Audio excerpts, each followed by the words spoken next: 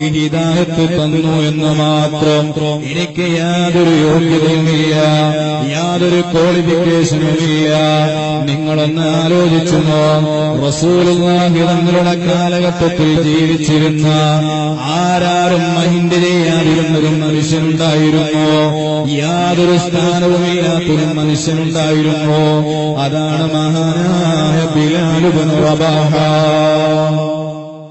റളിയല്ലാഹു അൻഹു. ബിലാൽ ഇബ്നു റബാഹ അവിടുന്ന് കറുത്ത വർഗക്കാരനാണ്. മാത്രമല്ല അവിടുന്ന് അടിമയാണ്. കറുത്ത വർഗക്കാരന് തന്നെ യാതൊരു സ്ഥാനവും കൊടുക്കാത്ത കാലഘട്ടമാണ്. ആ സമയത്ത് കറുത്ത വർഗക്കാരനും അടിമയുമായിരുന്ന ബിലാൽ ഇബ്നു റബാഹ ഒരാളും ബിലാൽ തങ്ങളെ മൈൻഡ് ചെയ്യാറില്ല. ആരും ബിലാൽ തങ്ങളെ പരിഗണിക്കാറില്ല. ആരും ഒരു സ്ഥാനവും കൊടുക്കാറില്ല. പക്ഷേ ആ ബിലാൽ തങ്ങൾക്ക് അല്ലാഹു തആല ഹിദായത്തിന്റെ വെളിച്ചം കൊടുക്കുകയാണ്. അല്ലാഹു ഹിദായത്തിന്റെ വെളിച്ചം കൊടുത്തപ്പോ, ഈമാനികമായ പ്രകാശം കൊടുത്തപ്പോ അല്ലാഹു ആ ബിലാൽ തങ്ങളെ ഉയർത്തിയത് എങ്ങനെയാണെന്നറിയുമോ? ലോകത്ത് ഒരാൾക്കും ലഭിക്കാത്ത വലിയൊരു സ്ഥാനമല്ലേ ബിലാൽ തങ്ങൾക്ക് ലഭിച്ചത്?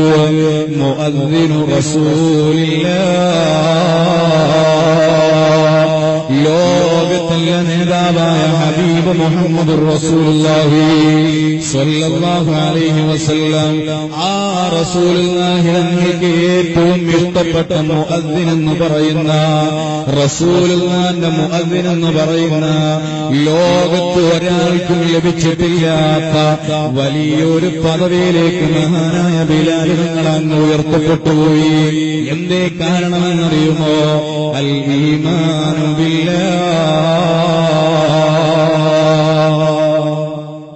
മഹാനായ ബിലാൽ ഇബ്നു റബാഹ റളിയല്ലാഹു അൻഹു വഫാത്താകുമ്പോൾ അസ്റായീൽ അലൈഹിസ്സലാമിനെ സ്വീകരിക്കുന്ന ഒരു രംഗമുണ്ട്. സുബ്ഹാനല്ലാഹ്.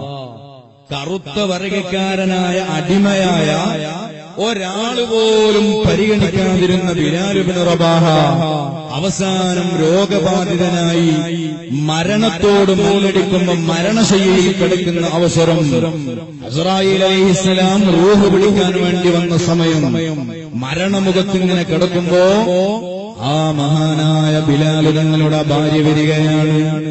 ഭാര്യ വന്നിട്ട് ബിലാൽ തങ്ങളുടെ തലഭാഗത്തും കഴിക്കുന്നു.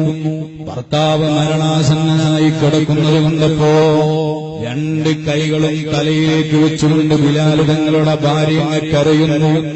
വാ ഹുസ്നാ, വാ ഹുസ്നാ, അല്ലാഹുവേ എന്തൊരു സങ്കടമാ, എന്തൊരു വിപത്ത.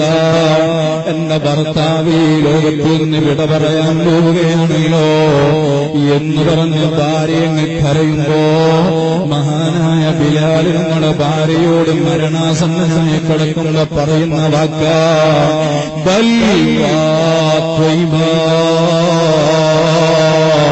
ബൽ വാ ത്വയ്ബാ. മഹാനായ ബിലാൽ ഇബ്നു റബാഹ അവിടുന്ന് ആ ഭാര്യയോട് പറയുന്ന, ഭാര്യ എന്തൊരു സങ്കടമാണെന്ന് പറയല്ല, മറിച്ചോ വാ ത്വയ്ബാ, എന്തൊരു സന്തോഷമാ. അസ്റായീലേ സ്വാഗതം, സ്വാഗതം, എന്നെ റൂഹങ്ങ് പിടിച്ചോളൂ. മരണാസന്നനായി കിടക്കുന്ന ബിലാൽ തങ്ങളെ അസ്റായീലിനെ വരവേൽക്കുകയാണ്. എന്നിട്ട് ബിലാൽ തങ്ങൾ പറയുന്നു, എന്തേ ബിലാൽ തങ്ങൾക്ക് മരിക്കാൻ ഇത്ര പൂതി എന്നറിയുമോ? അവിടുന്ന് പറയുന്നു,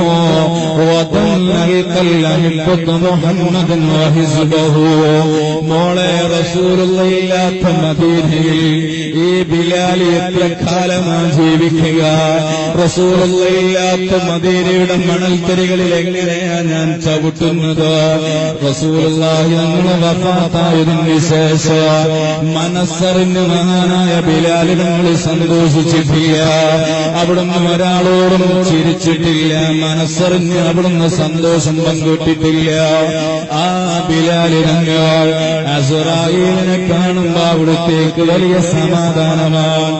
ഞാനെങ്ങ് മരിച്ച് കബറിലെത്തിയാൽ എനിക്കെന്റെ കരളിന്റെ കരളായ ലോകത്തിലെ നേതാവ് മുഹമ്മദുർ റസൂലുള്ളാഹി ആ നേതാവിനെ ഒന്ന് കാണാലോ മോളെ.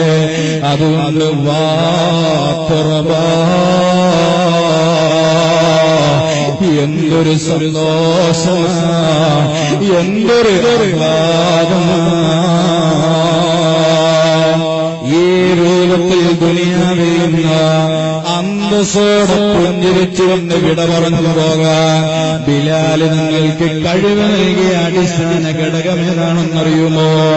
അൽ ഈമാനു ബില്ലാഹ്